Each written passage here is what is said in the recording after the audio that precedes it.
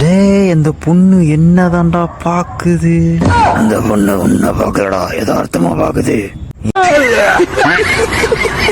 யதார்த்தமாவா? என்னதான்டா பாக்குது? சீனப்பூரா சீனப்பூடு.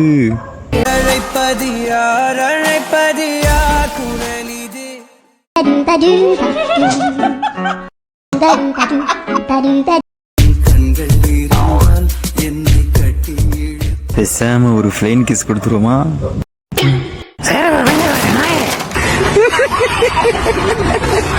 என்ன சொல்றீங்க?